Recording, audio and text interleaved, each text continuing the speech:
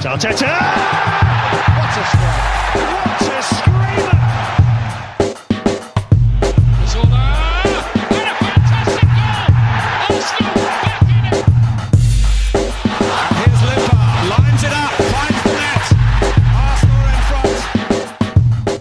Arsenal finally get to play a game on Saturday and won, which means we got to wait until Sunday to have our league hopes dashed. This is the Arsenal Vision post-match podcast. My name is Elliot Smith. You can block me on Twitter, Yankee Gunner. That's right, we got to play on a Saturday. We got to win on a Saturday. We got to look at the table on a Saturday, which means we had almost an entire day before looking at the table on a Sunday and realizing, yikes. Yeah, could have used Manchester City to win at the weekend and lose it midweek and not the other way around, which I hope will not be the case. Certainly could have used Chelsea not to destroy Everton. Ultimately, as it stands right now, the league table maybe looking a little bleak. We can maybe go into that in a little bit and also just touch on the quality of the league in general. I am starting to suspect that maybe football is just bad now. We'll talk about that. Hey, there's a chance the league might get called off though before any of these positions are final. So we'll see what happens there. Paul's on Twitter, but he's not here, so I'm not going to introduce him. Clive's on Twitter at ClivePAFC. Hello, Clive. Hello. Tim's on Twitter at Roberto. Hello, Tim. Hello there. I just want to really quickly remind everyone that we do have a Patreon. I'm sure you've never heard of it, so I should mention it. If you have never heard of it, you can go there and sign up, and we would love to have you. It's Arsenal Vision Podcast on Patreon, and we're going to do a Doomcast this week, because why not? Overdue for one, so I'm going to try to get Tim and Dave from the Arsenal Mouse podcast together and do a patrons-only Doomcast. Clive and I will be getting together to do Patreon stuff later this week. We try to do a lot of stuff. If you've never been over there, we do player spotlights. We do game rewatches. We do some sort of guest contributor stuff where we have people on who aren't regularly associated with the pod to give it a different perspective. Scott has his analytics pod. We do transfer pods during transfer windows. So there's a lot over there. We take it really seriously and try to make it something that you'd enjoy being a part of. We also have Discord, which is a private chat that's got channels ranging from We Love You Arsenal to The Club is Fucked to match day chat and food, travel, job inquiries, like all kinds of fun stuff. It's a great community and we would love to have you there. If you can't do it or don't want to do it, no big deal. Thrilled to have you here and just thrilled to be together regardless. So thank you for that little spiel. I will mention that I will be on the hot mic for the Manchester City game. So that should be a laugh riot. And if you want to find out more about that, we'll post more about that later. Anyway, let's get on to the game. So look, Tim, I think really quickly, lineup-wise, like it's not super surprising. I think we will get into the question of whether Eddie Nketiah should be starting up front and what we've been doing with our striker position, because I think that's becoming an interesting conversation. But really the only debatable selection, I think you would say, I mean, every selection is debatable, but the only kind of surprising, controversial one is the right back. Bellerin injured with a groin injury. Cedric Suarez trying to compete with Denis Suarez for most pointless loan. And I did do a meme. I did a meme. I don't know if you saw it. It's the handshake one with the two really muscular arms. And one was Denis Suarez loan and the other was Cedric loan. And then the handshake was pointlessness. So we'll see how that turns out. But yeah, it's Sokratis at right back. And I guess what I would ask you is, you're a young coach in your first job trying to lay down the law. You laid it down with Guendouzi. He did what you asked. He's back in the team. Same with Ceballos. Same with Pepe to some extent, I think you could argue. But it's not happening for Maitland-Niles. And I guess what I would say is, how do you prioritize players doing what they're asked, the instructions that they're given, the sort of off-the-pitch part of it, the training part of it, versus the performance part? Because I don't think anybody is going to argue that Sokratis is as good at right back as Maitland-Niles is. Not that he's a superstar, but he was quite good when he was playing there when Arteta first arrived. So are you behind Arteta with whatever this disciplinary move is, or do you wish that he would maybe set it aside in the interest of getting the better player out there? Yeah, it's a really interesting one, isn't it? Because as you say, on one hand, it's hurting the team. And on the other, he does kind of have to lay down the law a bit. And so I think my two thoughts on it would be this. I think I'm broadly behind him on this. I'm aware that I like Mikel Arteta, so things that are borderline like this, I'm probably more likely to side with him. Totally fair. Whereas, yeah. Whereas, with Unai Emery, I didn't dislike him, but I didn't like him per se. So things that are on the borderline, I tended to go the other way, and I'm quite aware of that. But the two reasons I'd go with it for now are this. First off, as much as Arsenal are still playing, like the season isn't dead. They are still playing for something, and I think Arteta's kind of playing that up, and rightly so. I think he's at least in public, he's kind of saying, no, we're still going for the Champions League kind of positions and all of that, and I think that's absolutely right, and they absolutely should be aiming for that, because why the hell not? And it's not a million miles away. But at the same time, this is still as close as possible to consequent or limited consequence football as Arsenal are probably ever going to have while Mikel Arteta's coach. So he might weigh it up and say, do you know what? At the moment, it's kind of worth it to stamp my authority on the group and not.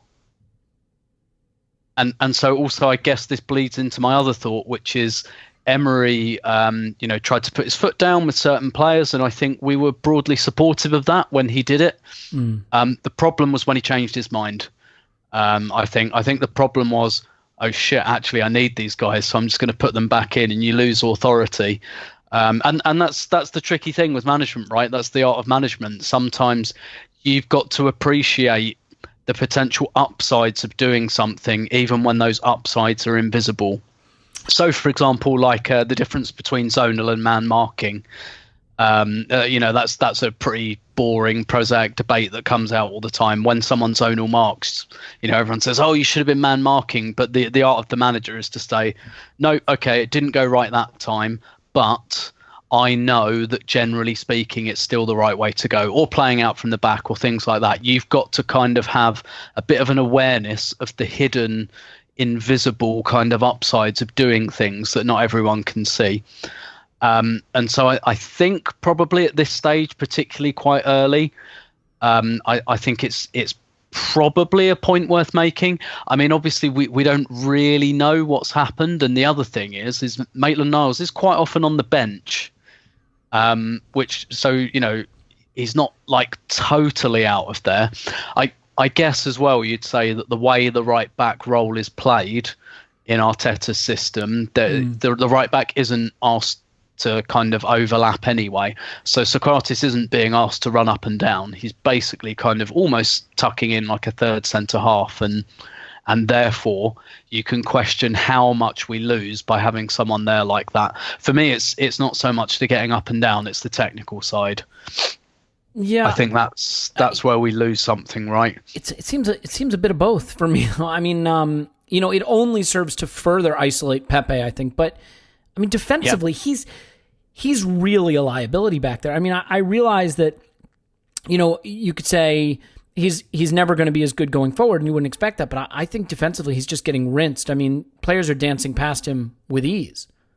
Yeah, And actually, you wonder with like Mari there, maybe Mustafi is a better bet for that position. Although it looks like at the moment he's kind of a doubt for Wednesday with a tight thigh muscle. So I wonder how much that informed him not starting. But I think maybe Mustafi is a better fit for that kind of quasi centre half fullback thing, and not least because when he inevitably does a Mustafi, he might be like 10 to 15 yards wider of the goal, and therefore not just like putting people through on goal. So it is a really tricky one, and it's difficult without all of the facts. I think Arteta realises he's hanging on, right? He's probably played Bellerin for a couple of games there that he's not really been fit for by the sound of it. And he's just waiting for Suarez to be fit so that he can put him there. And he's probably just thinking, oh, just one more game. Let's just do this for one more game. And it's not great.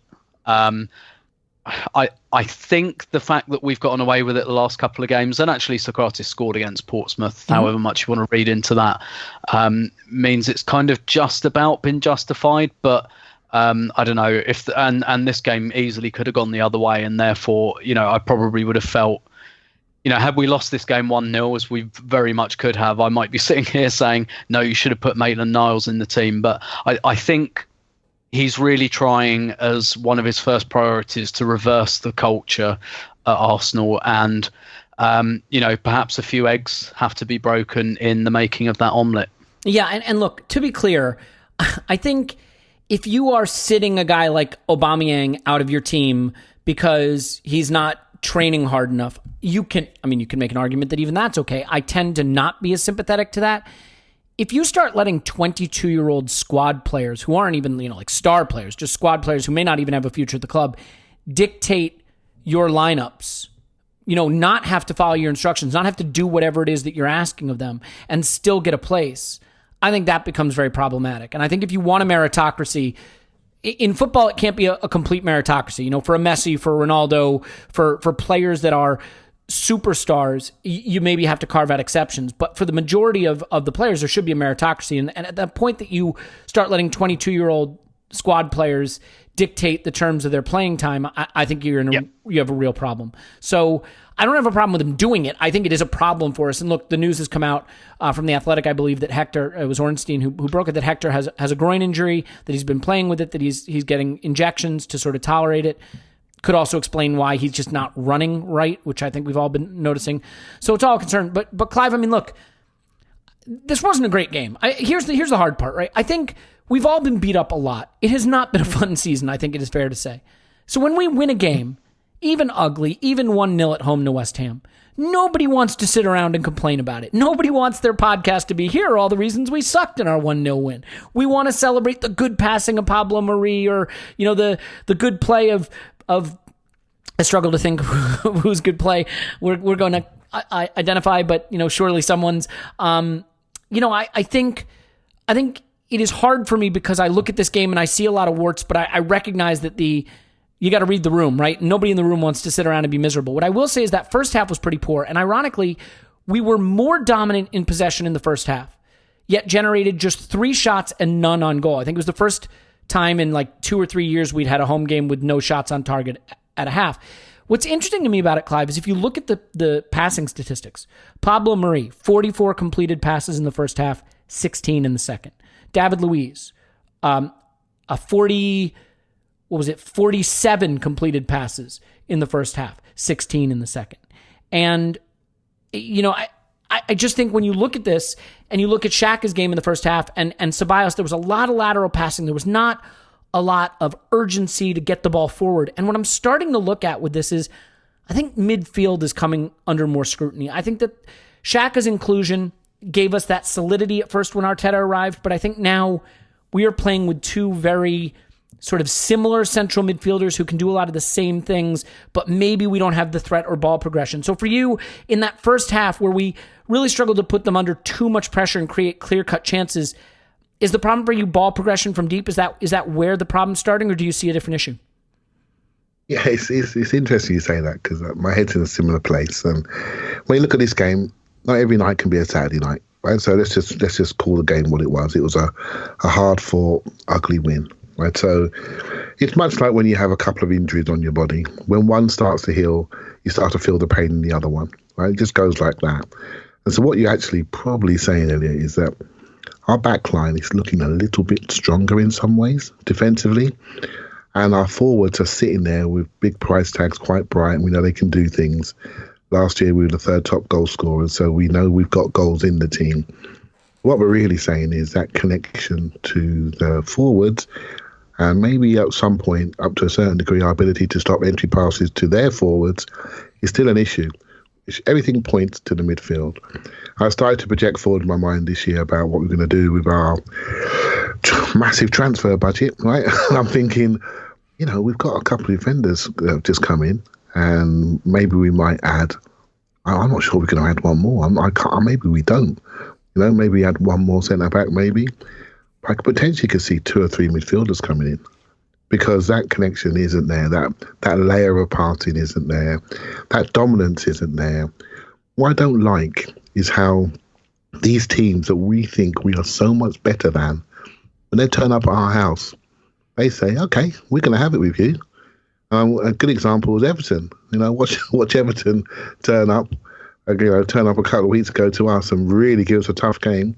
They go to Chelsea and they lie over. They just roll over, and it just makes you think, well, why is that? Where is the dominance? Where is the control? Where is the penetration? Are we? I know every game is different, but are we as fearsome as we'd like to think that we are? Now we're getting the results, but I do feel we've lost a little bit of stature in the game. And a lot of that for me comes from midfield dominance. If you win that area of the pitch, really win it, properly win it, then teams step away from you. They say, you know what, we can't control this game. That's the area of control, the interior of the pitch. We can't control it. So we now need to step back. Now, we did control the game from a passing perspective. We have a new driver of the bus in Tobias. I think the addition of Pablo Mari is, I feel maybe, I don't know what Tim feels about this, but maybe he has taken a little bit of Xhaka's role. He can step forward that 5-10 yards. I'm seeing a sense of duplication like I do with Ozil and Pepe on occasion. I sense a similar duplication. So I'm thinking suddenly now Xhaka's looking like, okay, do we need that type there in that role? So Tobias has taken over Xhaka's bus driver role. But, you know, it's all from a distance. It's not threatening. It's not carrying. It's just nice and neat and move it around. But in the end, I'm still looking for Aubameyang. I'm still looking for Saka to really hurt people. And so I think you're right, Elliot. I think what it's really brought up, we're slowly fixing the injuries in the team, in the setup. We're maximising the potential of the players. We're making sure they don't kill us anymore by putting them into slots. But there's something wrong in the middle of that pitch that stops us being the team that we all think we are or want to be. And I think it's down to quality in that midfield area. And I think when we look forward to the summer, my eyes are looking for that, because there's things that we don't do when it comes to ball progression. There's things we don't do when it comes to carrying. It's becoming more and more obvious to me. I think you nailed it, by the way. So no one can quote statistics wrong like I can. I said 44 and 47. It was 55 and 57 passes for Marie and Louise, respectively, in the first half, and just 16 each in the second half, when I think the game was a little more open and we got the ball into the kinds of areas where we wanted to play a little more and got a few more shots anyway and create a few more chances. But to your point, if you look at Pablo Mari's pass map in that first half and you look at Xhaka's, they're doing the same job. They're either passing laterally, across the middle of the park, or they're pinging those diagonals up to Aubameyang and Saka in the half space or the wing. So, yeah, I definitely think that ball progression there is an issue, and that we've shown coming out of the blocks in a couple of games now that we are a little too comfortable passing the ball around the back, and maybe we're not incisive enough. And some of that is Ozil. I mean, look, Tim, no one wants to have an Ozil debate less than I do. So let's not have an Ozil debate. Let's just talk about this game. This was one of those games where he kind of frustrated because he wasn't really popping up into those spaces and helping us progress the ball and play those important final balls. The urgency wasn't there. And I think, when I watch the teams play that I consider really good, City usually, granted not at the weekend, unfortunately, typical of our luck. Liverpool, a little less so because Liverpool do things so differently. They have such a different identity. But you know what I see a lot of? Like when I watched Red Bull against Spurs, I think I mentioned this when I watched City against Madrid, a lot of line-breaking passes in the center of the pitch, forward passes, 5 yards, 10 yards, little dagger balls into pockets of space between the lines. And we do not play those passes. And I don't know if it's because we have two central midfielders who are too alike, or we have a number 10 who's not often enough making himself available in those space. But do you have a sense of why the sort of central progressive aspect of our play just doesn't really rear its head enough with him in the game? I mean, I don't really have an idea of why. I think it's a very obvious problem, and what you and Clive were just talking about. What are the tweaks that Arteta has already made in this team? He's taken Sokratis right out and replaced him with either Mustafi or Pablo Mari. What does that tell you? That's not about so much about defensive quality, although we could have that debate. That's about ball progression, right? He's taken Torreira out and put Ceballos in. Loosely speaking, what's that about? That's about ball progression. So what have we already learned? That he's not happy with the ball progression with the existing options. And so, he always plays David Luiz. Why is that? Because he's a really good passer of the ball, or at least he really tries to pass the ball through the lines. And he always plays Xhaka. And why is that? So, you can tell that what he's looking at as an initial, his initial look is at the technical quality of this team and the way that it moves the ball. And what we can already see by these changes he's made is that he's not happy with it. And I would still be quite surprised if he was happy even now. I think he's just thinking, shit, these are pretty much. So let's wind this back a bit. Sorry, I was thinking this. I was thinking this. This is good. Yeah. I think I know where you're going. I can't wait. Hurry up, son. Hurry up. But I was thinking this before the game on Saturday, right? Where are Arsenal's best passers? They're all at the back of the pitch, either the centre halves or Granit Xhaka, and then the highest one up is Ceballos, right? Because Pepe, brilliant dribbler, not a very good passer, doesn't pass with much purpose. I think he's a bit loose technically in that sense. Aubameyang, that's not really his game. Lacazette, I mean, that's not really what he's there to do because he's the central pin. He's the one who should be receiving the passes. And what's interesting is that Arteta hasn't changed Ozil yet. And the thing is Ozil has, to me, become one of these passers at the back of the team. He's technically brilliant, and that's valuable. I don't want to downplay that. He's one of the few players in our team who, when he gets the ball, you relax, your heart rate goes down, and you think he's not going to just pass it out of play. Like, he will absolutely look after that ball. What he doesn't really do anymore, and how much this is down to his own decline or the shape of the team, I haven't really worked out yet. What he doesn't do is punch that ball between the lines anymore, and whether that's because the whole 5 attacking lanes thing, where more or less the 5 attacking players are all kind of in a line, and whether Ozil needs to come out of that line a little bit, but he can't, because he really needs to go and combine with Nicola Pepe, because Pepe's crowded out anyway, even when Ozil's there. So Ozil can't really abandon that post, because at the moment it's like, okay, here's the ball, Pepe. You've got 4 defenders in front of you and you've got Ozil. If you take Ozil away from him, you make his life even harder.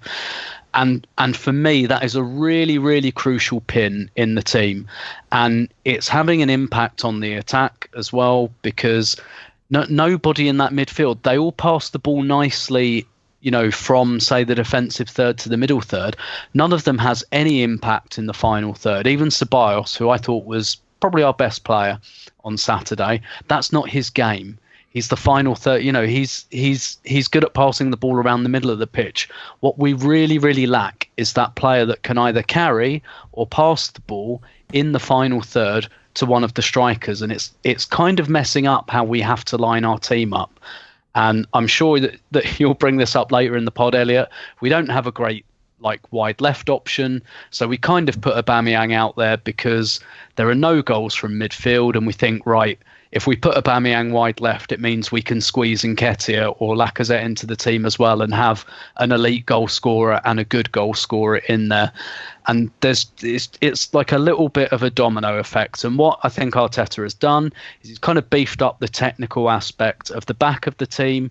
And he's probably had to do this as well because of the conversation we've just had about taking Maitland-Niles out effectively and putting Sokratis in. So that's a little bit of a technical deficit. What he doesn't have is he doesn't have the technical qualities in the front of the team. And I think that is going to be a massive priority for him this summer. And just in conclusion, just to kind of agree with Clive, with those midfielders, even Guendouzi, right, who I really, really like, I wouldn't be surprised if any of them were sold this summer. He won't sell all of them because you can't really do that. There is not one of those midfielders that I would look at and think, wow, that's really surprised me that he doesn't fancy that player. I think that's an area where revolution rather than evolution is required. Well said. And Clive, I want to give you a shot to enlarge on that and expand on that point, because I think this, look, in a game with a few incidents we can get to, I think the crux of the matter is this ball progression thing and not being able to access central spaces. And I mean, I know Manchester United weren't dominant against City. No one is. But you look at what Bruno Fernandes does for them and, the way he gives them access to central spaces and drives the ball through the middle of the pitch and creates chances that way. And you look at City and how they're easily sort of shunted out wide without De Bruyne. And I can't help but look at Ozil or Willock or whoever's playing that role and just realize that we are not accessing those spaces. And if you look at our pass map, I mean, for God's sakes, in the first half alone, when we were really dominating this game in possession, we played 333 passes. And I swear to you, you can draw a huge square from their goal outside their box to 10 yards on top of the D. There's not a completed pass in the center of the pitch anywhere to be found. The ball was moving to the wings. And who were our leading passers? Mari, Luiz, Ceballos, Xhaka.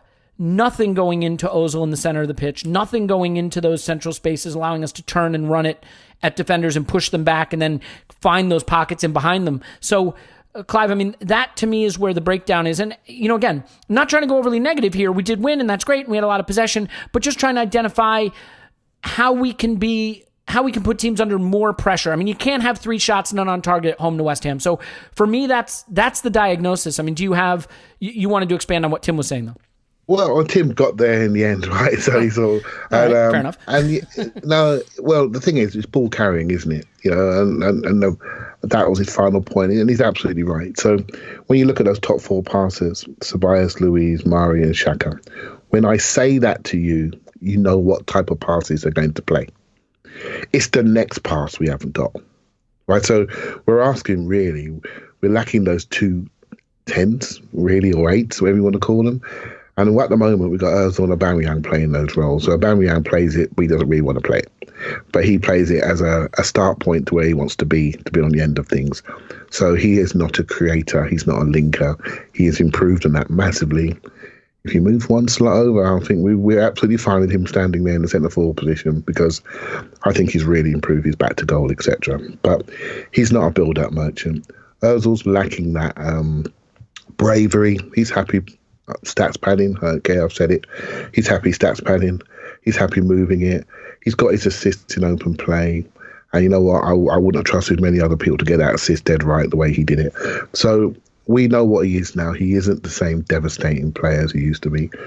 And so at the moment, our best sort of player in this sort of spaces is Saka at the moment. I think he's really showing the consistency around how we progress the ball, how we create the movements.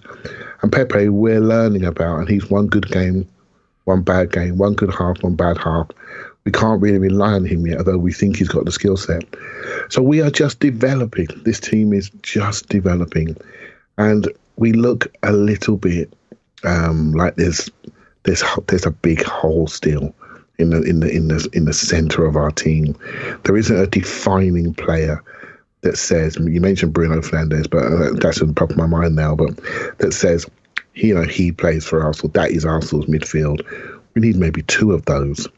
And between Ceballos, Guendouzi, even Torreira, even Xhaka, they're good players. But, we said in the podcast last week, didn't we, about Guendouzi? It wouldn't surprise me if he got sold, because I just think there needs to be something else, and give an opportunity to make money. It's business. We haven't got money. I mean, the only pushback I would have is, if you want to change the profile of the players in that part of the pitch, sell Granit Xhaka, who you know who he is, you know what his ceiling is, and you can get reasonable money for him and change the profile. Why sell the 20-year-old who still has a higher ceiling? Yeah, it makes sense. And you only sell a 20-year-old because you get stupid money for him. That's the only reason you would do it. Okay, yeah, that's fair point. And if you're not doing it, then you don't. If you're not getting it, you don't do it. There's no point. And I just think we need to develop a new face, and it's going to come from that area. So we look at the summer, I said earlier, that's the area. And at the moment, we can't solve all the problems we want to solve with that group of players. And when we get stood against, we haven't got the ability to step past people, drive people, shake people about, move systems. We haven't got that at the moment. Yeah. The problem, I think, ultimately is, I don't know that Xhaka or Ceballos or Guendouzi, any of them, none of them are bad players. I just think all of them can give you what all of them gives you. You know what I mean? Like, I think Guendouzi can do what Xhaka does. I think he can do a little more. I think Ceballos can do what Guendouzi does a little differently. I think Guendouzi can do what Ceballos does. Like, we have a lot of players that can do the deep distribution thing and pick the ball up off the center backs and spray it. I think Shaq is obviously a little more static in doing that, but maybe his long distribution is a little better from deep. But yeah, the lack of athleticism, drive, ball progression, the lack of ability to find pockets between the lines and turn and drive forward. I mean, that's theoretically Ozil's role. But think about it, guys. When was the last time we were any good? Like consistently any good? Over the last 2 or 3 seasons, the only times we've consistently been any good was when Aaron Ramsey was playing. I mean, even under Emery, we had one really good run, and it was when Ramsey was in the team. And that's when you were playing Xhaka and Ramsey, or, a central midfielder alongside Ramsey. And what did Ramsey do? He bombed on, but he could also run back and cover. And right now we're playing 2 central midfielders who have none of that dynamism, none of that goal-scoring threat, none of that running. And it makes us very easy to hold at bay, I think, at times, especially if Ozil is not on his game. Yeah? Mm-hmm.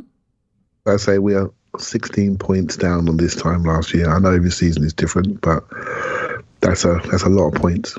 That's a lot of points.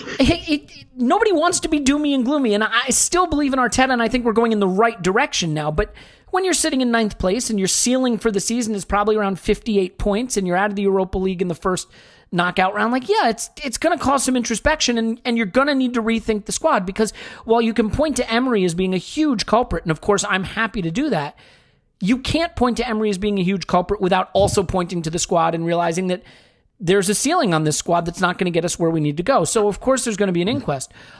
We always said that, though, didn't we? We always said it's got to be a combination. There's, the word we used was limits.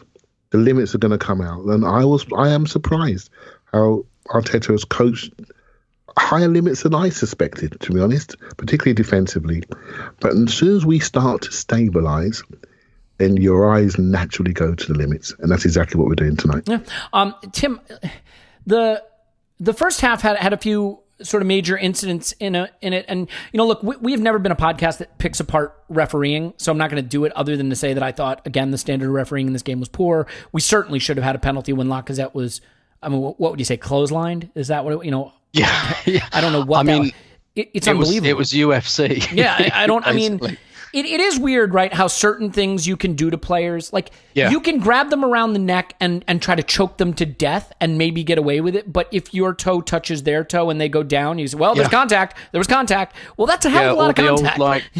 Or the old, if you tickle someone's chin and it's always raised his hands there. Yeah. But if you, visibly try to rip their shirt off. It's just what footballers do, yeah. It's weird, yeah. It is very weird. And I saw that unfold. And it was difficult to miss inside the stadium, to be honest. It was so weird. Everyone just went, what? That was beyond the normal amount of jostling and wrestling that goes on. So, well, quickly, since you were in the ground, this wasn't a question I was going to ask you, but I might as well get your perspective. It felt to me like VAR was desperately trying to find a reason to chalk off that goal. How was it in the ground when you have no idea what's going on? Yeah, so I had no perspective on whether it was offside or not, even though I was pretty well positioned. It all just went too quickly. And I think when 2 players end up in front of the goal like that, you always, in old money, you would have looked at the assistant referee anyway. And Sean Massey, I think, is a really good assistant. Yeah. And my mate next to me, honestly, because I looked at him, I was like, did you think that was offside? He was like, no idea. But he said, if she says it is, I bet it is. And so we just so I had no idea. The thing was, the longer it took, the more I thought this is going to be a goal, because, you think if they're taking a long time over it, that means there's some doubt. Because usually what happens is you get a little stoppage and it just says, no goal, no penalty, whatever, and everyone gets on with their lives. But it was weird, actually, because as much as I'm a huge VAR skeptic, I don't like it, don't want it, etc., etc. Maybe it's just because it went our way on this occasion. It didn't then it's the best. well, yeah. Sorry, that's a statement of the obvious, but it didn't feel like as much of an atmosphere killer. Can I explain why I think that? Oh, sorry, you probably had an answer, so why don't you give it instead of me? Yeah, I think it's actually conversely and weirdly, because of the weight, introduced some tension into it, whereas usually it's just a fairly lifeless, So I have a sort of different take. Can I just quickly interrupt, because it's so on brand for me, and people are screaming into their podcasting listening devices right now saying, just let the guy speak. But when a goal's been given and then there's a pause for a VAR check, it sucks, right? Because it should be an emotional moment, and you can't have that emotion until they tell you it's okay. So you're just sitting there with nothing to do. But this was given offside. So that's normally a time when you're going to be low emotionally. But then the VAR check gives you the hope that this might turn into a goal. So suddenly the anticipation is different. You're not waiting for your parade to get rained on. You're waiting for your parade to be granted, in a way, for lack of a better turn of phrase. Does that make sense? Yeah, that absolutely makes sense. And I think that's one of the big kind of issues people have had with VAR that some people perhaps didn't foresee, that it's seen as taking things away.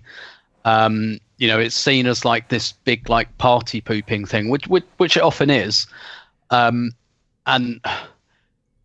so quickly I'll go into this. I think also what's happened, right, is a lot of people, not everyone, a lot of people think that like refereeing's rigged or there's a massive injustice against their team, and they saw VAR as an equaliser and as a giver of justice, and that's not happened.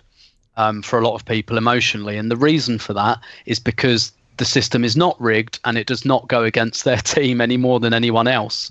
But I think a lot of people have reflected on this, and instead of thinking, maybe, just maybe it wasn't rigged against my team, and like it really is just a case of some you get and some you don't, they've gone, no, VAR must be rigged now. That's the system that's rigged against us, and that's going to be my new point of anger.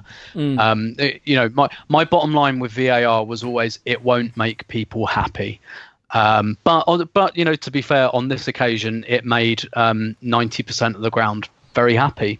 Yeah, as someone who refuses to be happy even in the best of times, I will tell you that this did make me happy when they finally gave it, so that's good. Yes. I mean, look, the game was interesting in the sense that we won it. I thought the second half was better. We pushed and created a little bit more, I thought, and I think in the end maybe we're deserved winners, but West Ham certainly had the chances to make it go a different way. And Clive, I think we should talk about Pablo Mari, because in general, the reaction to his performance has been good. Arteta praised him after the match. He certainly played a lot of passes, some of them progressive and nice, some of them just maintaining possession, as I outlined earlier, 55 passes in the first half, 16 in the second half, but certainly looked comfortable passing. A left footer on the left side, so maybe making Xhaka a little redundant in that way too, but seemed fine. Having said that, it is so interesting how football is analyzed in large part down to a couple of moments. Shkodran Mustafi is not a bad footballer, except for about 90 seconds of every match. And in those 90 seconds, he will lose you that match. Pablo Mari made a really, really bad error on the halfway line. And I have no idea how Antonio managed to miss Haller in the box and fail to have a tap-in goal there. But he did, quite hilariously and quite happily. And I just wonder if, that and then the other Antonio header, which I think Mari maybe had a hand in not defending properly. I mean, it's a couple of errors that don't result in goals, and as a result, I think we can look at his performance in a positive way. But I ask you, would this analysis be different if West Ham hadn't contrived to blow those chances? I mean, how much weight should we be putting on, I think at least in the first case, a pretty bad error in a game that overall otherwise was probably pretty encouraging? Okay, so I don't worry about the error. Mistakes happen. It's all about how you recover from the mistakes. That's the key thing. And if they keep happening, then we got a problem. As it's his first Premiership game, his first game at home, I think we've got to be a little bit sensible and start to look at what potentially he can bring. And, with my eyes, I particularly looked at him in the Portsmouth game, and this game I didn't look at him, which tells me he was fine. I didn't see anything there that made me think we got a problem here. And to quote Tim's heart rate analogy, I don't worry about him when he's on the ball. I think he looks really smooth, really balanced. He knows when to step between the lines, knows when to pass between the lines. What I really liked, I said on one of the podcasts last week, is that he knows when to drop off early when there's no pressure on the ball. But if he feels he's in a situation where he's exposed in space and he might have to do a sprint, he immediately steps up on his man. He steps up on him.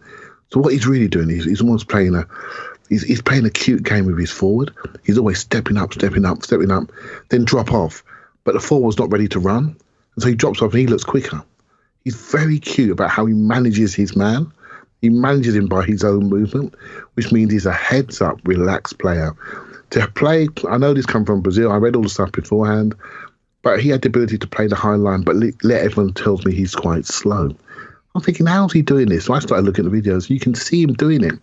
He literally makes his forward dance, which means he's always in control, which means he must be in connection with his next central defender to make sure that he knows where the line is. So that's really interesting what he's bringing. Except he did get it wrong. I mean, badly wrong in one instance, right? So, I mean, that's a high-stakes game of poker you're playing, right? Yeah, he will do. And that's it. And Leno got it wrong against Olympiacos. And this is going to happen. It's going to happen. And my assessment of him is left side centre-back, 6-7 million quid. I quite like him.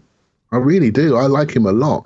And I like the fact what everyone's saying about him. Also, we can't hear it, but his communication, his leadership, his size, his composure. I like him a lot. And I just literally, while I was on the podcast, I watched the video of him playing against Liverpool in the World Club Cup final, just to remind myself of him, because you had a few doubts before the podcast. And when you see him against those players, then players that we know are good, he is not in any way embarrassed against those players. And we're talking Salah here. You put him away, in that game. So I wouldn't worry so much, Elliot. I would just let it come, let it flow, let it come, see where he is. In this game, if anything, we probably ended up into a back four, and the situation is on the right-hand side. Sorry, a back three. Situation is on the right-hand side. Because when we have a back three, although I'm not against a back three, but what we tend to do is pass around the back three. And West Ham let us pass around the back three. The fact they had 14 shots off of 180-odd passes, that's too many. So you've got to say to yourself, we're having all these passes, yet we're still conceding shots. So that's a worry for me. That's a worry for me from midfield. I don't think we're athletic enough to cover the spaces. I still don't feel it. So Bias and Xhaka, we get what we get. We get passing. We get nice passing. We don't get defensive sprinting. And we don't get the carry forward, but we mentioned that earlier. But on Pablo Mari, I think we've got a really good player here. And unless I'm misreading this, I don't sense a problem at all. Yeah, I'm glad, because you know this stuff better than I do. I will say I am a Mari skeptic right now, and that will surprise no one because, again, miserable bastard, block me, Yankee Gunner. And it's like, I have to admit, Tim, like maybe I am a snob. Maybe that's the issue, because I have to admit that his pedigree is a bit of an issue for me coming around to him, right? So, he was at City when he was younger. He didn't make it there. No shame. A lot of good talent there. A lot of money spent. Young player. Goes to Spain. Doesn't make it there either.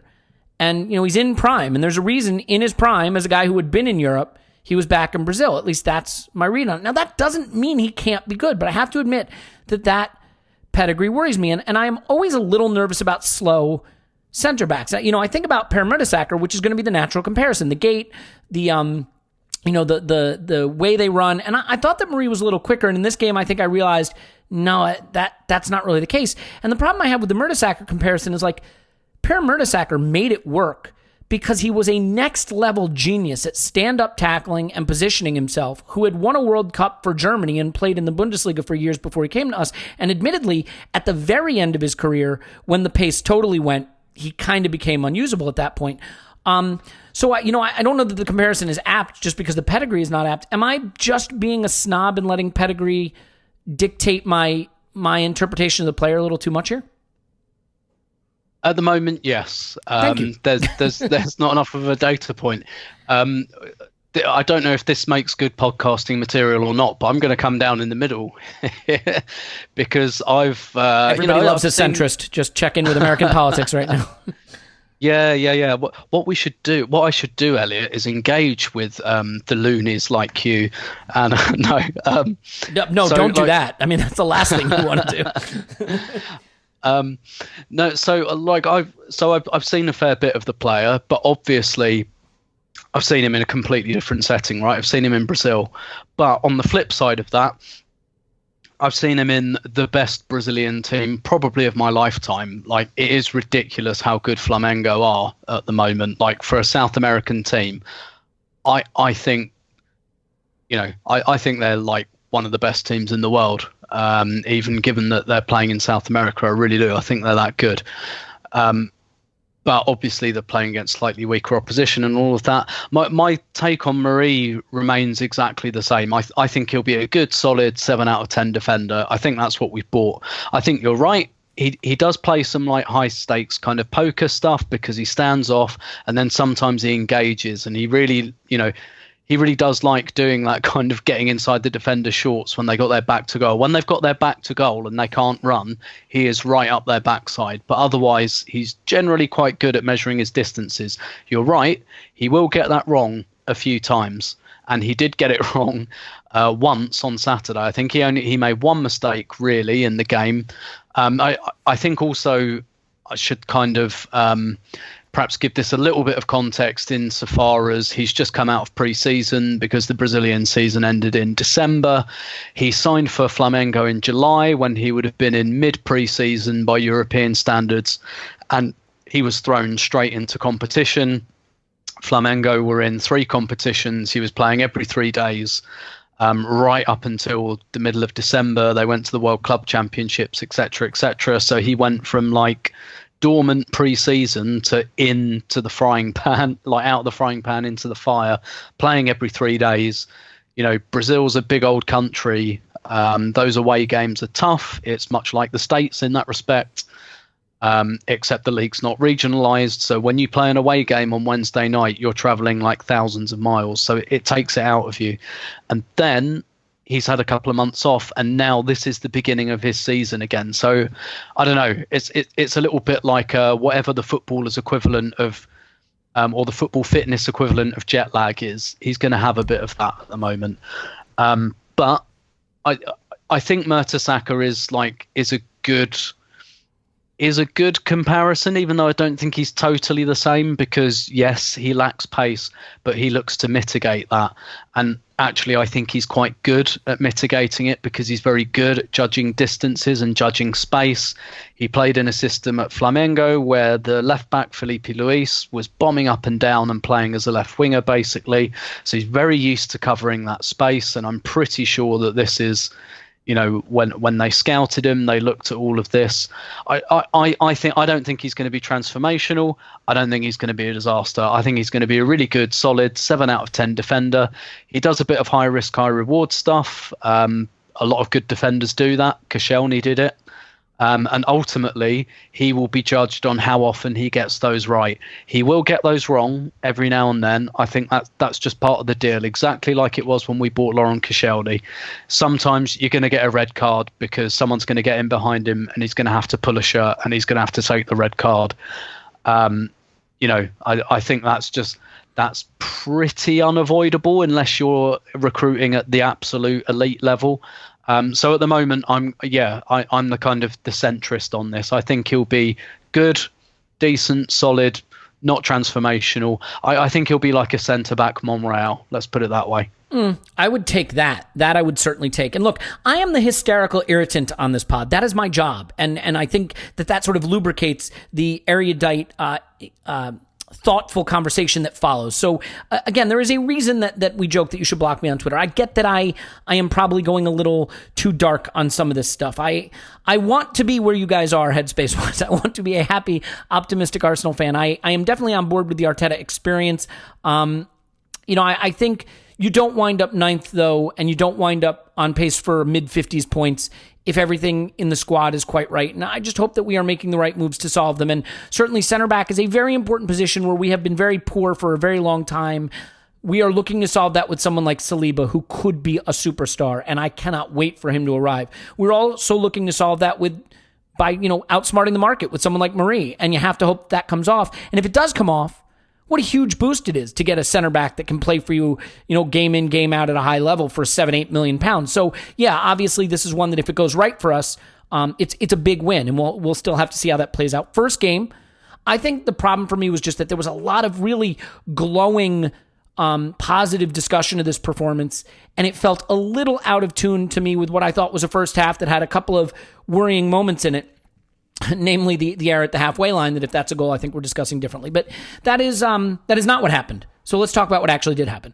And Clive, So there's really two issues here. One is the front line generally, and the other is the substitution. So why don't we start with the substitution pattern? Because I think the one thing that maybe has come in for more criticism than anything else under Arteta is the way he subs, when he subs, who he subs. Mostly people have been right behind him, but I think there's been some critique of the substitution patterns. And I thought it was interesting chasing the game that he went like for like when he took Pepe off and brought on Nelson. No problem with Nelson, like the player, obviously, coming off a really good game, a man of the match kind of performance, and that's encouraging. But I didn't really understand the decision to go like for like there. I felt maybe he could have taken Sokratis off and reconfigured the back line a little bit and added Nelson in that way. I also thought maybe Ozil could have come off, ironically, because he winds up getting the assist and Lacazette gets the goal. So all good. But, I mean, how did you feel about the subs he made when he made them, and in particular going like for like with Pepe and Nelson? I suppose it's a hindsight thing. It worked out. You sort of called it. Look, there's things I would like to see, but I don't need to see them tomorrow. I'd like to see certain things tried out. Well, we're not playing tomorrow, so in fairness, you're definitely not going to see them tomorrow. But I just want to. There are things I would like to see tried out. But at the moment, we're trying to rebuild this club. We're trying to rebuild our form. We haven't been beaten this year in the league, and the two defeats we've had in his reign have been incredibly painful. They seem to be bigger than what they actually are, but they are what they are. Yeah, but they're really hurtful defeats. And the way the Chelsea one happened, and obviously the way the Olympiacos one happened, they feel like 5 defeats. When you strip it back, we're the only unbeaten team in the league this year so far. So there's a level of solidity. There's a level of base. So we wanted this. We wanted this rebuilt. We wanted structure. We wanted patterns. We're not sure about Arteta's substitution patterns yet. And you know what? I'm not sure if he is yet. He's just doing it for the first time. He's the youngest manager in the league, and he's learning as he goes. By making these substitutions, I don't see an issue at all in doing it based on performance. I think Tim's put it a couple of times previously that, and particularly when you're in the ground, you can see this. You can see maybe there's a bit of changing of mind that happens. There needs to be a bit of changing of mind, and I think that's something that maybe we don't see when watching on TV. We don't see that indecision. So what I do see is somebody that's trying to find the right thing to do and really caring about it. And I have no issue with this one. Maybe I would have gone a slightly different way, but in the end, when Ozil's heading the ball across to the other substitute, he's been proven correct, and we've got the win, and we walk away. Yeah, I mean, look, the goal of substitutions is to get the result. And when you get the result, I think you were entitled to then not be questioned, right? So, absolutely. I mean, do I agree with that substitution? Who cares? Because I'm not the coach, and he won, and I didn't. And all he does is win and draw. He doesn't lose games in the Premier League, so credit to him. I think another thing, Elliot, I think what he's doing, he's saying, these are my best available players, and these are the first two off the bench, and my next available best players. I'm going to play them. And I think sometimes maybe that's why Sokratis is playing. These are ones that are doing my non-negotiables. So you guys are playing. We're thinking, is the balance quite right? Is it right? But these are guys that are showing the right things for me. We can't want these non-negotiables. We can't want leadership. We can't want management. And when the moment comes, we don't want to do that for this guy because we like this guy. We think he should play. We've got to stick with him and say, no, we want him to rip this culture apart, to change it, to raise the standards. These are the best 13 players on the day. These are the ones that played. The rest of you got work to do to get back into the team. Maybe apart from maybe Martinelli, we wonder what's happening there potentially. But apart from that, the rest of you have got work to do to get into my good side. And this is what you got to do. And we've got to support him, really. We've got to support him because this is a long-term project. So we've just got to.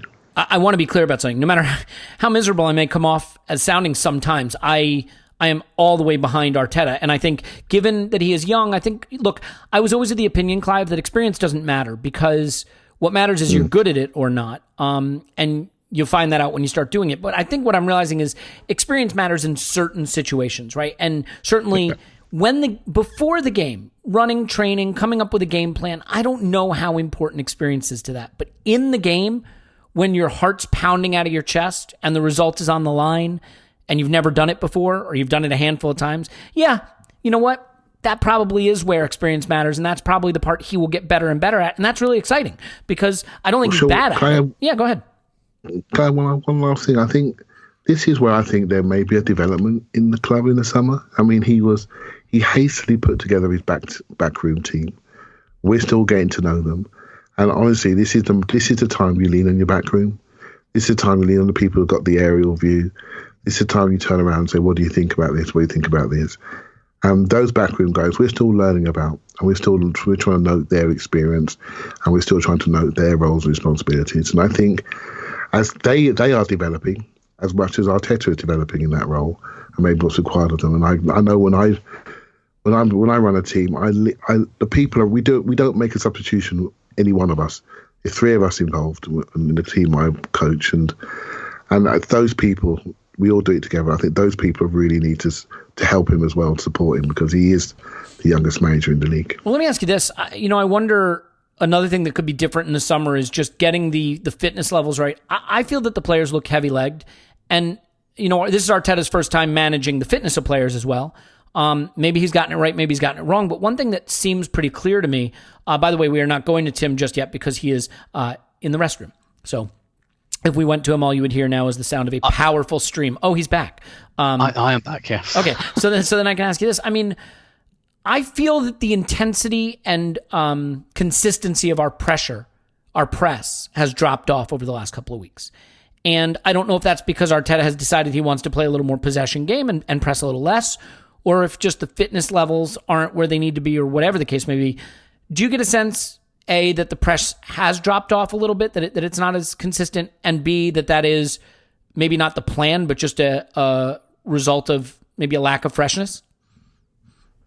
Yeah, I think so. I think it's interesting because this is what happened with Emery, right? He kind of started with the press and then was convinced not to do it. And that to me, I'm sure freshness comes into it, don't get me wrong, but I'm also sure there's an element of maybe I don't have the players to do this. I'm not really sure he does from midfield. I think all of those midfielders prefer to be deeper on the pitch, and therefore that doesn't really work brilliantly. And then in the forward line, I'm not sure that, Pepe, Aubameyang are these like really pressing players. And I think that's part of the reason he's so attracted to playing one of Lacazette or Nketiah, because they both kind of are. And then Ozil, he's not really much of a presser either. So I think it's probably mainly personnel. There probably is a sense of the freshness aspect to it. And look, since what I've been really interested in kind of is what's changed since the midwinter break, since they went to Dubai, since Arteta had a week or so to take stock and look back and think a little bit. And I think you're right. I think that's one of the things that's gone. Stuff we talked about earlier as well, like bringing Ceballos in and bringing Mustafi/Mari in. And upping the kind of technical ante a little bit. But yeah, I think this is something that's fallen away. And I think it's probably mainly because he doesn't really have the players to do it. I think also what's changed since then is Martinelli hasn't played as much, because I think he's realised that getting Martinelli and Aubameyang into the same team is very tricky. If you've got Martinelli in your forward line, you're much better equipped to go for a high press. That's a player that not only can do that, I think loves doing that and does it really, really well. And without that profile of player up there, Pepe, Aubameyang and Ozil, I think actually that's perhaps harsh on Aubameyang, but, when you've got Pepe and Ozil in your front five, Aubameyang can do it, but it's not his specialty. I mean, that's, and then Xhaka and Ceballos, like in deep midfield. I mean, the distances and the physical profile isn't really there to do it, I don't think. So I think that's the main reason. Let me ask you a question, Tim. In general, I think this is the worst quality Premier League I've ever seen. In terms of, look, there is no question there are more teams that are better than they used to be. 10 years ago, the bottom 8 or 9 teams in the Premier League were just dreck. They were terrible. But I think the quality of the entertainment this season is generally not very good, actually. And I'm not just saying that as someone, maybe it is because I've just watched a lot of Arsenal, and for at least half the season we were unwatchable, and for parts of the season since then we haven't been super entertaining. But in general, it feels like just flowing moves are down, shots are down. I'm not saying goals aren't being scored, but just that the caliber of the play is down in terms of quality. And I wonder, is this the sort of Klopp legacy? Is the fact that pressing has become so in vogue and the game is played so much more in transition now? Is it having that impact that teams pack the midfield, they crowd the midfield, they, jump on passers, there's a lot of tactical fouling? Is it, do you agree with me that the quality of the entertainment has declined this season and that maybe there's a tactical reason for that? So I agree with you on the tactical reason, on the pressing, on the kind of pressing front. And I also think the reason for that is because teams realise they can't do what a Guardiola team does. They can't go and pass. You need a particular quality of player to do that. And what's so instructive about Liverpool is that you look at that midfield, there isn't a superstar in it. There are good players.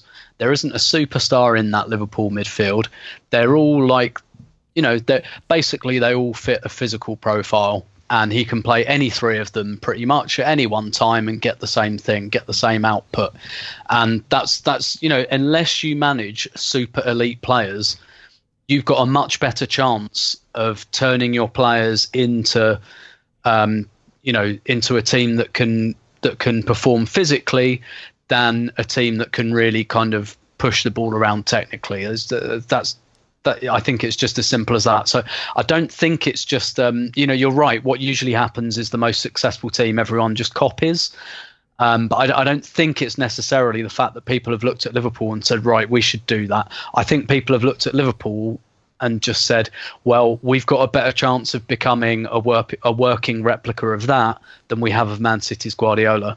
As for your point on the entertainment, I don't quite agree because I don't really like the Guardiola style of football. Well, I don't really enjoy it.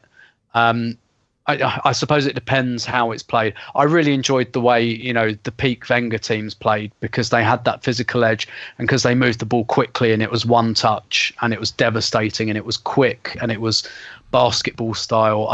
I don't really like the more deliberate, I've said this before. I think I prefer direct football just because I think a lot more teams can play it. And it makes games more competitive, and it's just better than watching a team pass a horseshoe while the other team has 10 players in defence. I think this is a means by which more teams can compete. So in terms of its overall impact on the entertainment, I don't really know. I find it difficult to, every season someone says this, right? Every season there's always a reason to believe it's the worst season ever. And it's either because one team's running away with it and people just go, oh, that's because it's crap, or no team runs away with it. There's lots of really, people said this about the Leicester season, right? When all of the top 5 and 6 got dragged down a peg or two and everyone said, oh, that's because it's a crap season because they're all rubbish. There's always a reason for people to believe it's the worst season ever. And I don't quite buy that.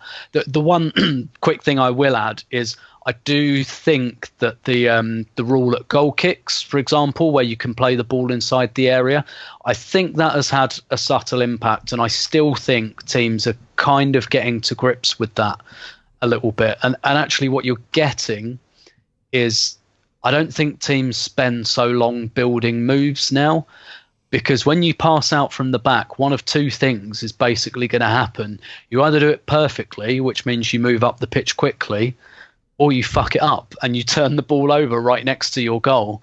And I do actually think there's been a kind of excitement in that. If you're talking, and I think that leads more to teams being more aggressive in pursuing the transition, because you think, right, they're taking the ball 10 yards further back now. We can really, really get into them. And what kind of happens is the midfield disappears. And so teams either play over the top of that successfully and then they're through, or they don't and they turn the ball over. And it kind of assures some kind of goal mouth impact both ways. I think I agree with the idea that the technical kind of level has probably gone down a bit, and then it's just a matter of personal taste whether you like that or not. It's weird. I mean, you look at pass maps from the bigger clubs and the dominant teams, and like it's clear the smaller teams have figured out you just pack the midfield and then try to defend in the box. Because what do all the pass maps look like? You get about 30 yards out from goal and everything's out to the wings. And I think that's the development in football that's a little less enjoyable for me, is everything's out to an overlapping fullback to cut it back. Everything's out to a wide player to try to beat a man off the dribble. The Jack Wilshere Norwich goal, or what Alexis and Ozil used to do on the edge of the box, or you go back to Fabregas splitting defenses, things like that. Ramsey running in behind for a layoff, like the Giroud flick. Those things seem to be gone, and a lot of that is there's just no space to operate in the middle of the park anymore, and everything goes out wide. So, I think it's become much more a game of crossing the ball and pullbacks and getting the ball into the box from wide positions. And I don't know that that's aesthetically as pleasing to me, but that, look, the games are still entertaining.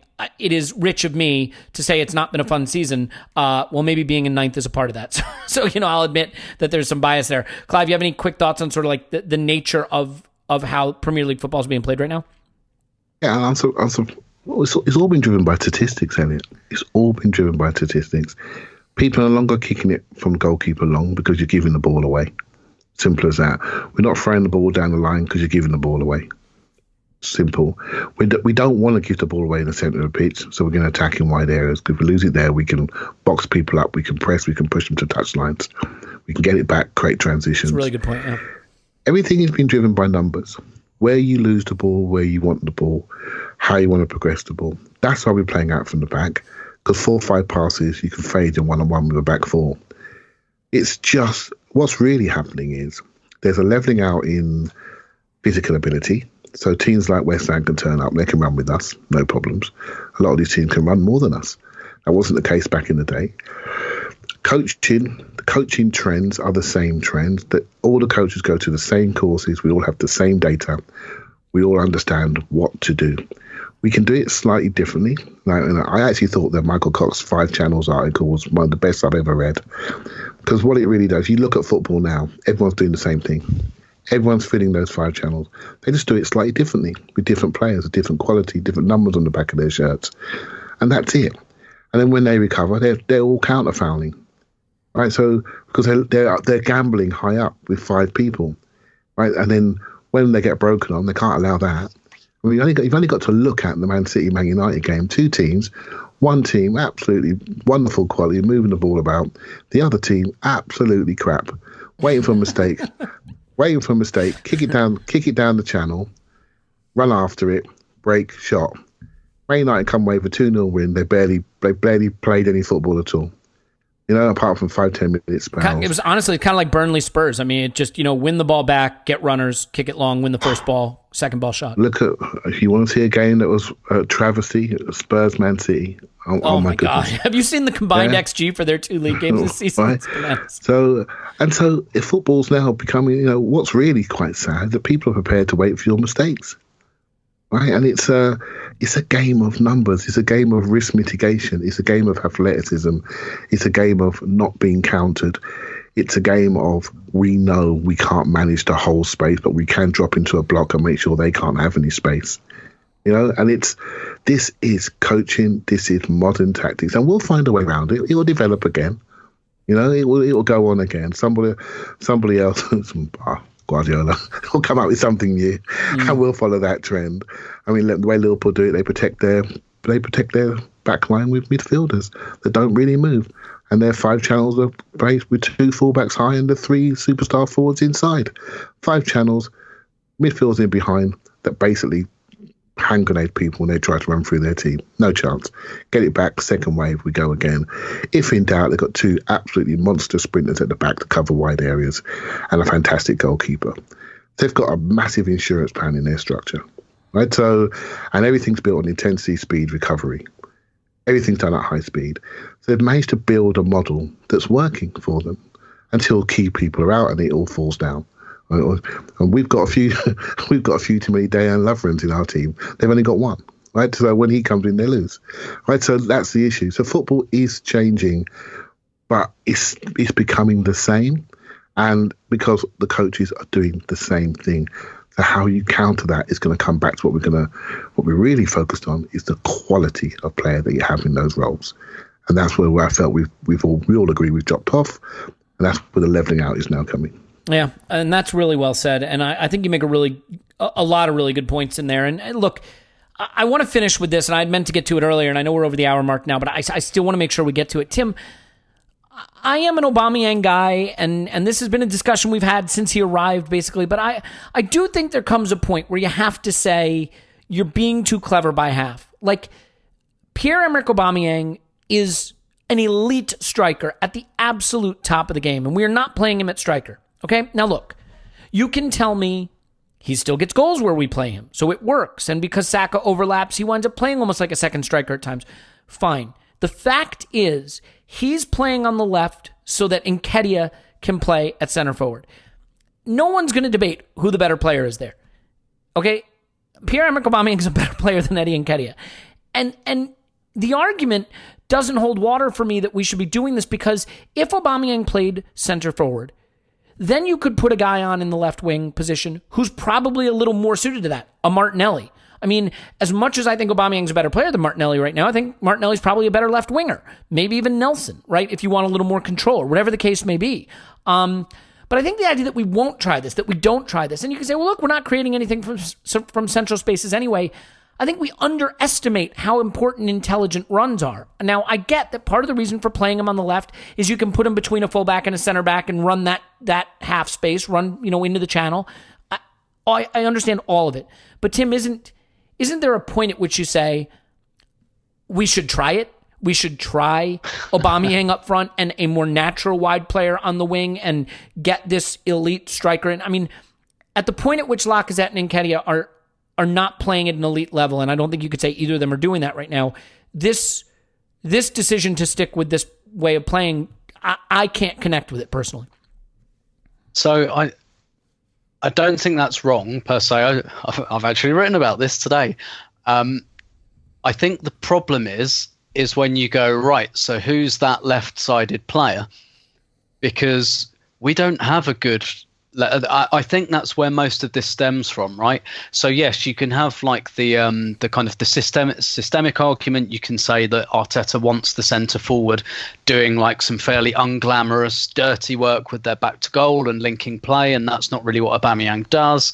And the inside left channel is where the goal scorer is. That's why Aubameyang scores a lot of the goals, and that's why when he was suspended, Martinelli scored a lot of the goals, because that's where he was playing. And actually, really, the inside left, that kind of is the striker in Arteta's system. But you can say that's too clever by half. I think but I think the main reason it happens is because we don't have that really good left-sided forward option. And doing it this way just means we get an elite goal scorer in Aubameyang, and we get one of Lacazette or Nketiah, who are good goal scorers. They're not elite goal scorers, they're good goal scorers. They can do that. When they play well, they can do that kind of unglamorous kind of dirty work in the centre, and they can chip in with a goal or two, as Lacazette did on Saturday. If we had a better option on the left-hand side, and maybe Saka will become that option, maybe when Tierney comes back or Kolasinac is back, whoever's back first, maybe Saka changes that, because I think Aubameyang and Martinelli don't really go together. I think it's kind of one or the other. But what you could do, I think, is you could flip the way this kind of front five works, and you give Saka the inside left channel, maybe you even give it to Martinelli. I think the advantage of perhaps putting Aubameyang in the centre, flipping the kind of axis so that we're right-sided bias, so we get the right back up instead of the left back. And the advantage then is you can bring Pepe in field one, and you can play him in a more advantageous position. And then what you can say is, well, Pepe is playing in the position that he's much better at, and he's much closer to Aubameyang. That's our two, one definite elite attacker and one potential elite attacker, nice and close together in positions that they're comfortable with. And we go from there, and we use Bellerin or Suarez or whoever as the overlap on the right, and we flip this a bit, and maybe then Saka can go and play on the inside left. I think that's probably worth a look. I'd be up for that. I just think the problem is at the moment we don't have that left-sided forward who'll chip in goals, and we don't have a central midfielder that chips in goals either. So if we take one of Lacazette or Nketiah out and we put Aubameyang in, and if you agree with my supposition, which I think is up for debate, that Aubameyang and Martinelli don't really mesh, then what you're doing is you're basically putting all of the goal-scoring emphasis onto Aubameyang, and you might think, yeah, he can definitely handle that. But at the moment, I think we're kind of 80% reliant on Aubameyang, and the other 20% we kind of say, well, Lacazette and Nketiah are good for a goal.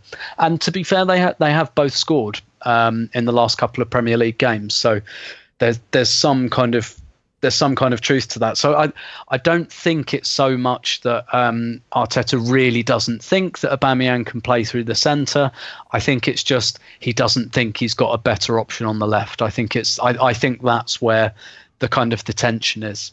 Yeah, all of that makes sense. You start to poke holes in it with things like Thierry Henry could have played the Pires role to make room for Reyes, but that would have been a crazy thing to do. Robin Van Persie could have played the Theo Walcott role, but it would have been a crazy thing to do. You know why? Because those players could score 30 goals a game from center forward. The fact that Aubameyang is scoring goals from this position isn't necessarily proof that it's working. It's just proof that Aubameyang is very good, and he could be scoring more from center forward. I'm not saying we know that. I'm saying that's a hypothesis. The point I will make is you say, well, he wants the center forward to do this other stuff. Well, I look at Nketiah. He had 10 completed passes in the game, and 7 of them were to defenders. He played none to Aubameyang and none to Pepe. So it's not like he's playing that Firmino role, right? Like taking the ball with his back to goal and feeding it into the channels to the on-rushing wingers. I mean, that would be one thing. He played no... go ahead. Yeah, that's because he didn't play well. I think he did that. He did that better against Everton, for example. Still, you're right, still not at the absolute elite level. I thought he did it quite well against Everton. I thought he was pretty poor against West Ham. Yeah, I think you have to say that there is some clear, great thing you're getting from these other guys at striker that makes it worth making this move. And while I understand the theory of what those things might be, I don't think we're getting them.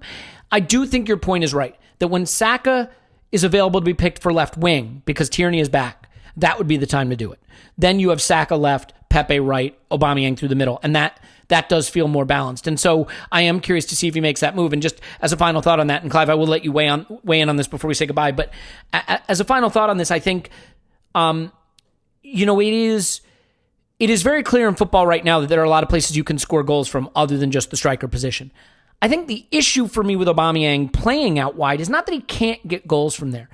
It's a few things. One, I think you're getting a lot more running from him up and down the pitch in places where, you're using up, like, players can only run so much and make so many runs and have so much energy throughout a game. And he's tracking back well and he's running, back to front really well. But I'd rather have him being able to hang a little higher up the pitch and put that energy into making those runs in behind. I just think also that he does get a little sad. In this game, he looked a little sad. And there are times, you shouldn't pick your team based on players pouting, but I think this was the first game in a while where we saw him do a little pouting and maybe be a little less involved and just not really enjoying his football. And, strikers are mercurial like that, and you got to keep them excited and involved. I will say for Nketiah, you say he didn't have a great game. The one thing, I don't know if you remember it, Pepe didn't have a great game, but he did have one unbelievable move. He was so isolated on so many defenders, and one time he had 3 defenders around him and managed to get by all of them into the box to set himself up for a golazo, and as he's about to open his body to shoot, Nketiah takes it right off his toe and blasts it out. So it's just an unfortunate moment. But Clive, I think it's time we go, but you want to have a final word on Aubameyang's role in this front three? Yeah, I really like Tim's analogy there on moving things to the right, and I definitely think we have 2 players that we really want to see an investment in, and one's Pepe and one's Aubameyang. The Pepe one is because we've already done it, we've already invested. There is no way Aubameyang's going to sign a new contract for Arsenal running up and down left wing at the age of 30 to 33. That's just not productive. So for Aubameyang to stay at Arsenal, and if I was him, I would say the same thing, and I would expect him to at this stage of his life. He needs to be between the penalty spot and the penalty area. That's it. I operate here. I am going to be the focal point of this attack, and I'm going to score a big majority of your goals. You put it in this area, I'll sort it out for you. And that's what's coming, but maybe just not yet. As we're establishing ourselves, we have to keep this going. I, like you, Elliot, spotted the fact I thought for the first time I saw a little bit of sadness in him at the weekend. And I don't want that, because I want him to stay. I like him. I like what he brings. I like the persona he brings to the club. I like the profile he brings to the club. So I want him to stay. I want him to want to stay, because we're investing in him. And to do that, we have a couple of young players that are both 18 and we want to invest in on the left-hand side. They can both do that role equally well. I'm not sure if it's quite enough to carry us, but we may be in a situation where that's what we are. And in the 6 months' time, those players could be another 20% on again. So, but yeah, I definitely think it's coming soon. We need to get that guy into the middle part of our pitch. And the only person that takes him out is somebody that's completely different to him. Maybe somebody taller, maybe somebody stronger that offers a different profile, a Giroud type or a Haller type we saw at the weekend. That type of forward that actually offers that aerial threat. Or you get somebody who plays a false nine type role, like Firmino type. There's a young player that everyone's talking about called Jonathan David. Maybe he's almost like a false nine that plays that role, doesn't really play, and all your attacking ability comes from the outside. So it depends on the profile of the team that Arteta wants to build, which none of us are really sure of yet for next season. I think we can agree on something. Maybe not. I don't know that we can agree on anything, but if you're going to re-sign him, and that is a podcast we should have, just the Do You Re-Sign Aubameyang pod, because I know there's a lot of people that say absolutely not, you can't do it, and a lot of people that say you have to do it. I don't think you can re-sign this guy as he ages out of prime if you're going to continue to ask him to play on this sort of left inside wing. I think the only reason you re-sign him is if you see a future for him at center forward in a system that exploits that, because I don't want him running up and down the wings at 32 years old on, £250,000 a week. That doesn't make a lot of sense to me. So we'll have to see how it plays out. Look, the important thing is we won. I admit to being pretty down. The Olympiacos thing hit me really hard, you guys. Like, I'm still struggling to recover from it, because as the results on Sunday pointed out, I do think, unfortunately, a climb back into Champions League places is beyond us at this point. I mean, we're 8 points off fourth. And we're City coming up at midweek, City away. But it's not just that we're 8 points up. We have to jump Spurs. We have to jump Sheffield. We have to jump Wolves. We have to jump United. We have to jump Chelsea. Or maybe Leicester, one of those. So, all that has to happen is one of those 5 teams has to be 1 point better than us, and we don't get there. It's a lot. It's just a lot. And it's not to say it can't happen. I hope it does, of course. I hope we win the FA Cup. That's still a reason to be excited. But yeah, I mean, it just feels pretty elusive at this point. Our game in hand is midweek. It's against City away. So I'm basing this off the tables it currently stands. But let's see what happens. Yep, Tim. I was just going to say, we're not playing well enough to do it, are we? We're not. I can see I really can see all of those teams dropping points. Yeah, they're all going to. Yeah, absolutely. But so are we. I can't. Yeah, exactly. We're not quite. For me, the focus is getting back in the Europa League. As unexciting as that sounds to a lot of us, either by winning the FA Cup or by it's absolutely should be achievable in the league without too many problems, I think. Winning the FA Cup would be a lovely way to do it. That to me, I think, is probably what everyone at the club is thinking at the moment. And if we get any more than that, lovely, but probably not going to happen. We all have our breaking point emotionally. And for me, the loss to Olympiacos hit me really, really hard. It just really did. And maybe that's bleeding into my analysis of everything right now. But we should be in a prolonged Europa League campaign right now that has the chance of restoring Champions League, and not having that and feeling like we don't have it through the league just makes this run-in feel a little bleak to me. I'm sorry. I'm trying to delete it. Tim's on Twitter at Stoberto. Thanks, Tim. My pleasure as always. Clive's on Twitter at ClivePFC. Thanks, Clive. Thank you very much. We got a Doomcast coming up for patrons. You could say, Doomcast, hell, you just tried to turn this into one. I apologize. I will cheer up, I assure you. When we beat City on Wednesday, I'm going to be on the hot mic. You're going to hear the exuberance in my voice that day, and then we will have a celebratory pod where I change my mind and say we are still going to win the league. So all that to look forward to. I hope you tolerated me. Thanks for Tim and Clive giving us the good perspective. Paul will be back in a pod in the near future as well. Scott, in any case, we do love you. Thank you for putting up with us, and me in particular. And in general, I hope you're doing well. Scary times out there, but we still have the football, at least temporarily, to look forward to. So until then, we'll talk to you after Arsenal 10. City.